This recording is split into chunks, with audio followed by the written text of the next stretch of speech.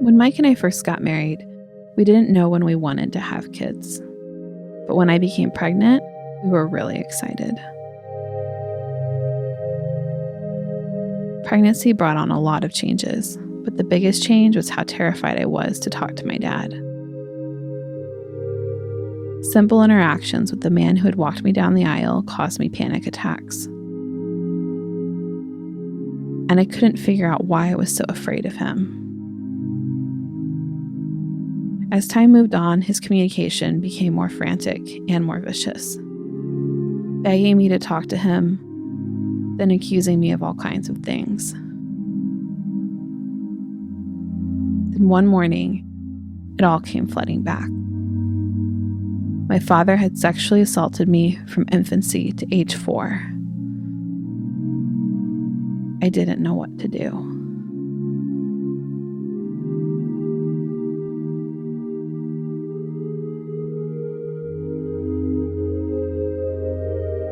I chose to try to forgive my father and put it in the past. I guarded my children around him when he came to visit. But something still didn't feel right. Having 2 daughters with another one on the way, Mike and I constantly discuss how we can raise our girls as strong women in the world so that they won't be so vulnerable to people like my father.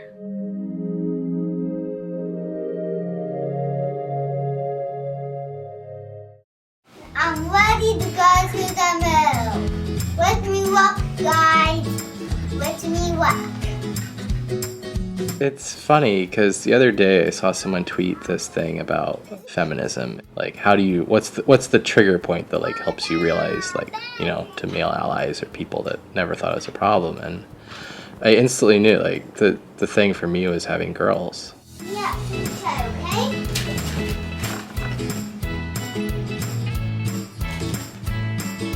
Yeah.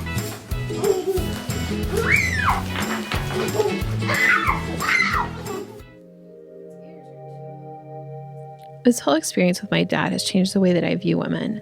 And how do you raise girls that become women who know when something feels wrong, who know how to speak up and how to protect themselves?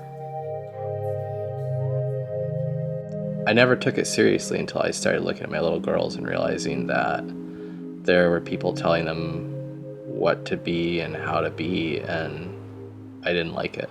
Some queen ones or boy ones, because they loved actually like Queen. He's a boy. Yeah, but I know girls that like Lightning McQueen. Yeah, that's like me. But They're still girls. Just because they like Lightning McQueen doesn't mean that they're not girls. let's play the game now. You can finish playing the game now. Okay. I used to be one of those people that thought that a lot of people that had issues with gender discrimination and things, that the victim was over exaggerating. But I don't anymore. I see things, it just makes so much more sense to me now, seeing that extra perspective. I just want to not let them be like shaped by any of that. If I can help them not see themselves through a lens that paints them differently than anyone else, I feel like that's the least I can do. As my children grew, it became apparent the stress of my past was going to continue to affect my future unless I did something about it. I almost lost Mike on more than one occasion, and the mother I was becoming was not the mother I had envisioned. I chose to get therapy to be able to have a chance at saving my marriage and breaking the patterns of the past that so long had haunted me.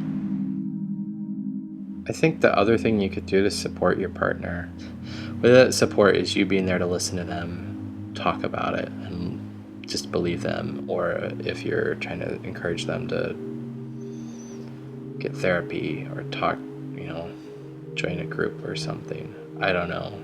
But whatever that is for that person, just make them feel loved.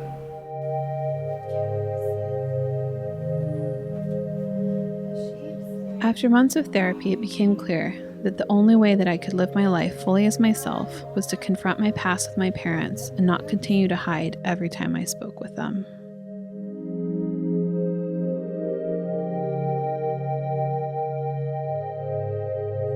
Sadly, my father chose to reject my request for a healthier relationship. He started the same bitter diatribe he had begun when I stopped talking to him 6 years before. No appreciation for who I am as a person, no humility at all. It became very clear that what my father wanted was not the relationship that was going to bring me the most joy.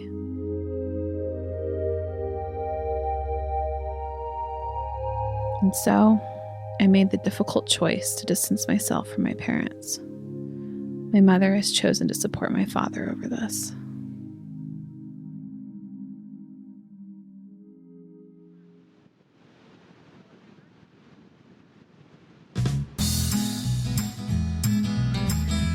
In the last few months since I confronted my parents, it's been difficult sometimes. I'll want to call my mom and tell her about something that Neely did, or I'll remember a birthday that is coming up. But at the end of the day, I am happier. Mike and I fight less, and I generally feel like I can breathe for the first time in my life.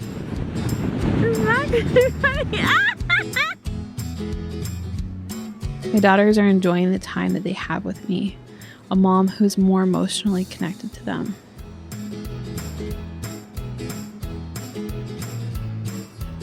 I am sad that my children won't get to know my parents, but I am happy that once and for all, I can finally be myself.